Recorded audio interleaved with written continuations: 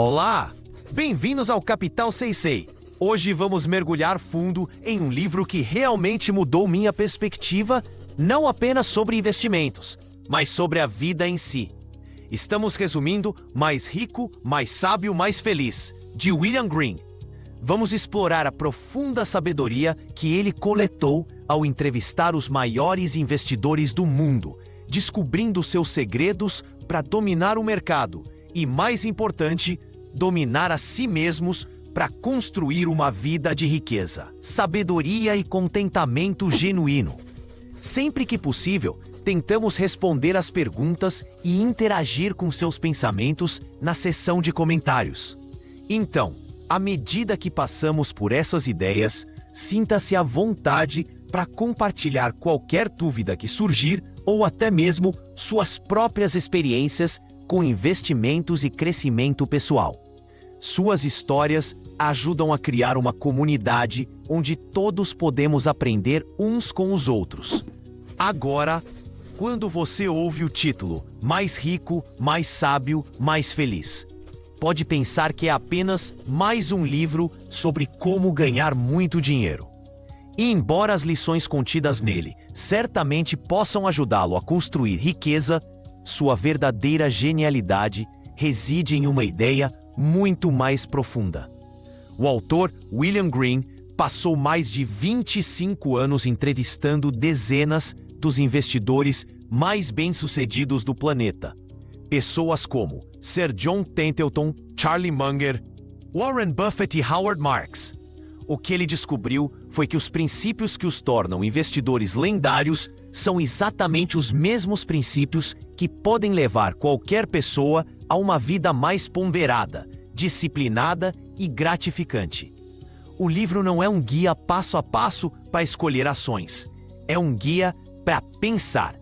Trata-se de reprogramar seu cérebro para tomar decisões melhores, não apenas em seu portfólio, mas em sua carreira, seus relacionamentos e seu desenvolvimento pessoal. Ele argumenta que dominar a própria psicologia é o fator mais importante para o sucesso em qualquer campo complexo. E poucos campos são mais complexos do que o de investimentos. Então, vamos desvendar a sabedoria central desses mestres. Vamos começar com uma ideia fascinante defendida por um investidor chamado Mohnish Pabrai. Sua filosofia central pode ser resumida em uma palavra: clonagem. Agora, não se trata de algum experimento de ficção científica.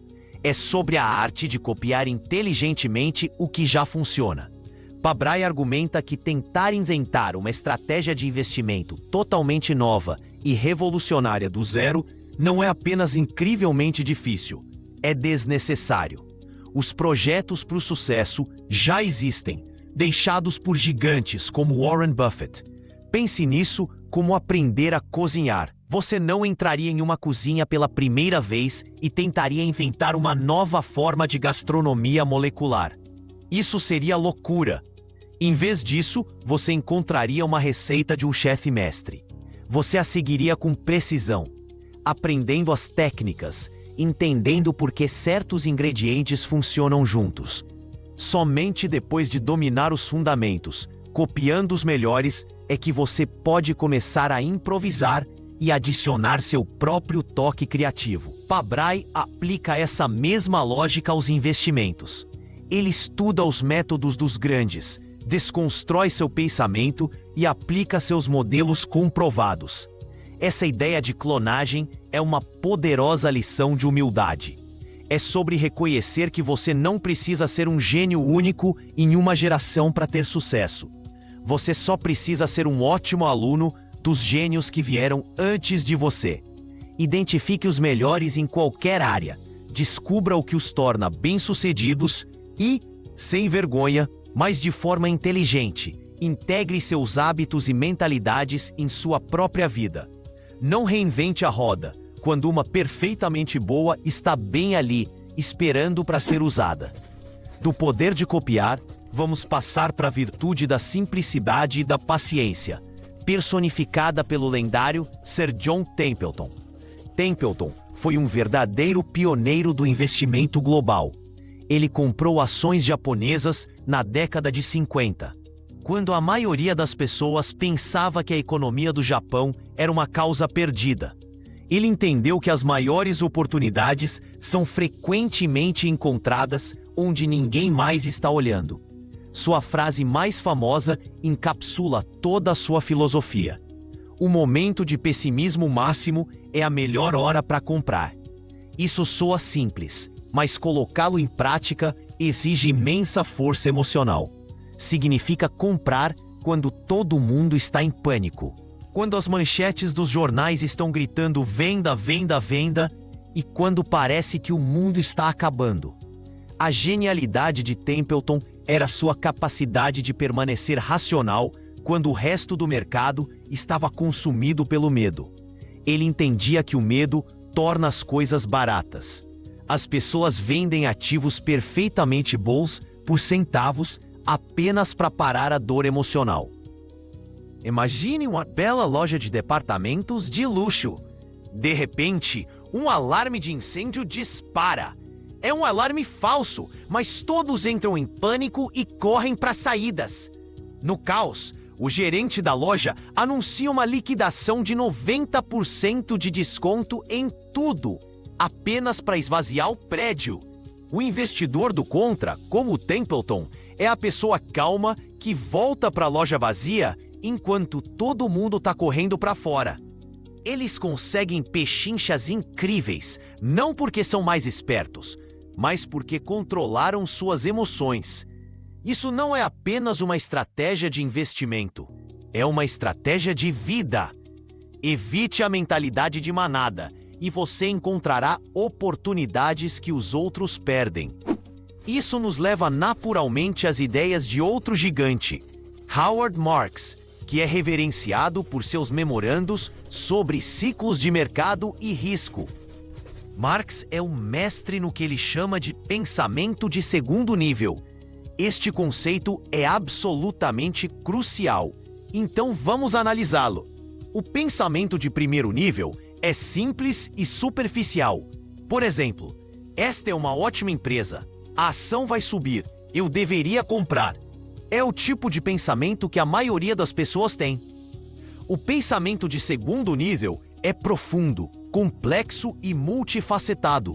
É algo assim: sim, esta é uma ótima empresa, mas todo mundo já sabe que é uma ótima empresa. Por causa disso, a perspectiva positiva já está embutida no preço da ação, tornando-a cara. Quais são as expectativas para esta empresa? Elas são irrealisticamente altas? O que poderia dar errado que ninguém está pensando? Qual é a gama de possíveis resultados futuros? Trata-se de ver o tabuleiro de xadrez, não apenas o seu próximo movimento. Pense em jogar uma partida de pôquer. Um iniciante olha para suas próprias cartas e pensa: "Uau, eu tenho um par de ases, é uma mão excelente." Um profissional pensa: "Eu tenho um par de ases. O que meus oponentes pensam que eu tenho com base em como venho apostando? Que tipo de mãos eles poderiam ter que venceriam a minha? Se eu apostar um certo valor, como eles reagirão? Existe a chance de eles terem uma mão ainda melhor?" O pensamento de segundo nível é sobre entender o jogo além da sua própria perspectiva. Howard Marks argumenta que você não pode alcançar resultados superiores sem ele. Para vencer o mercado, você não pode apenas pensar o que todo mundo pensa. Você precisa ter uma visão diferente e mais correta. Isso requer um certo estoicismo, uma capacidade de gerenciar suas emoções e pensar com clareza sob pressão. Trata-se de focar não no que o mercado vai fazer, porque ninguém sabe disso, mas em gerenciar riscos e entender probabilidades. Você aceita que o mundo é incerto e constrói uma estratégia que pode resistir a essa incerteza. Isso nos leva a um dos conceitos mais fundamentais de todo o investimento em valor. Um princípio defendido por Benjamin Graham e tornado famoso por seu aluno Warren Buffett: a margem de segurança.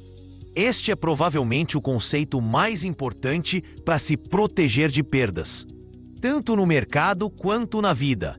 Uma margem de segurança é simplesmente a diferença entre o valor intrínseco de um ativo e o preço que você paga por ele.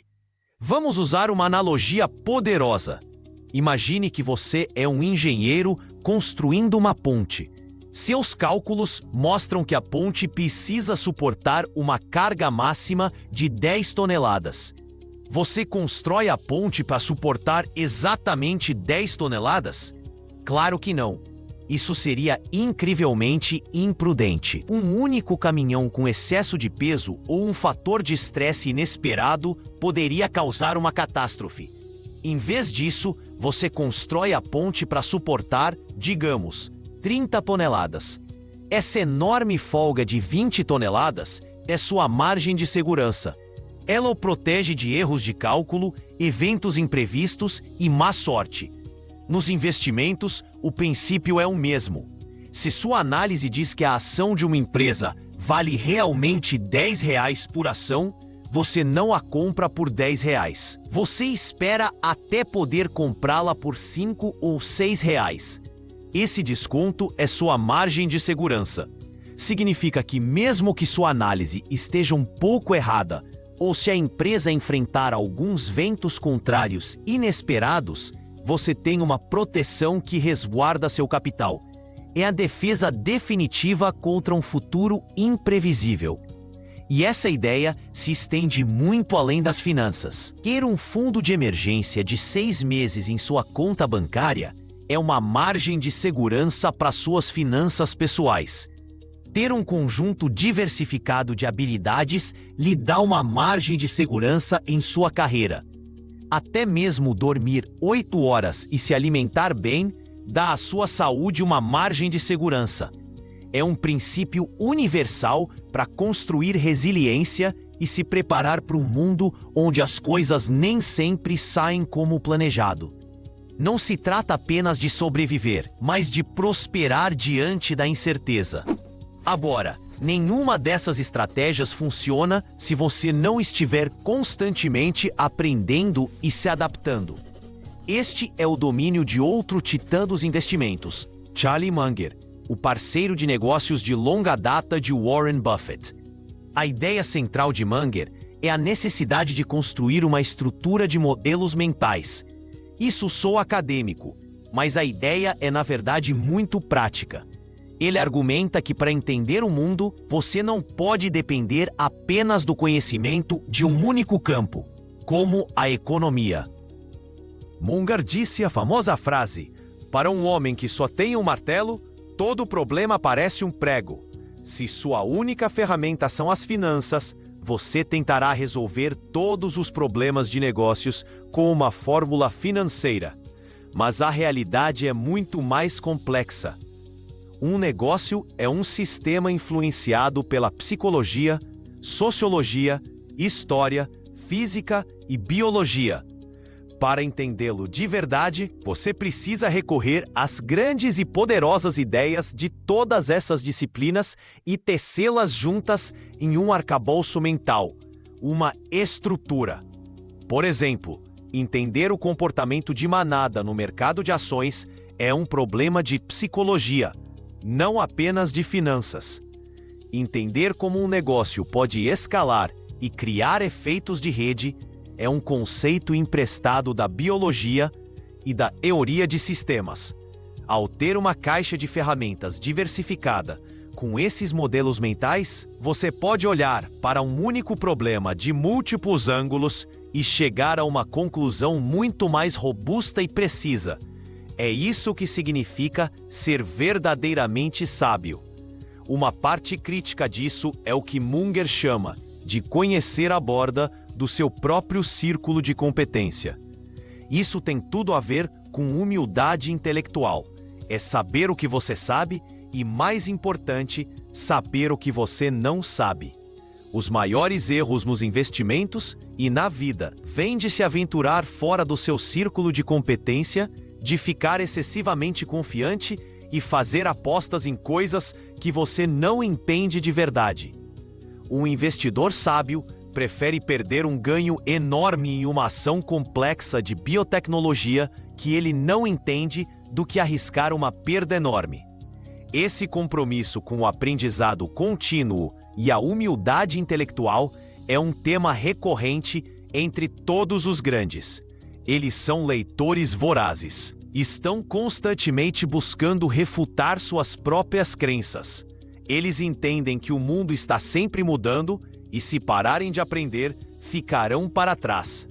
Isso não é apenas sobre ficar mais rico, é sobre se manter engajado, curioso e mentalmente afiado por toda a sua vida. É um caminho para um mundo interior mais rico, não apenas uma conta bancária mais rica. Isso nos leva a uma ideia profundamente pessoal e filosófica de Warren Buffett: o conceito do placar interno versus o externo.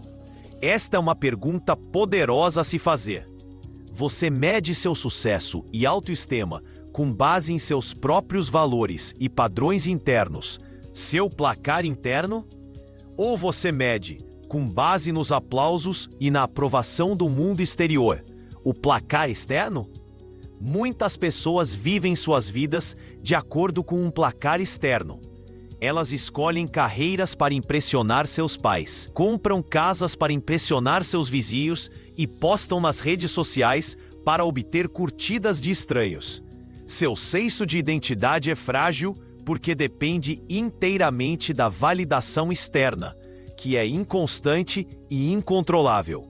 Elas estão constantemente perseguindo um alvo em movimento da opinião pública. Grandes investidores e pessoas verdadeiramente felizes operam com um placar interno. Eles definem suas próprias métricas para o sucesso. Para um investidor, isso significa julgar a si mesmo com base em seu processo de tomada de decisão e seus resultados de longo prazo. Não se ele superou o mercado em um único trimestre ou se um comentarista de televisão gosta de suas escolhas de ações. Eles têm a convicção de parecer errados no curto prazo para estarem certos no longo prazo. Pense em um artista.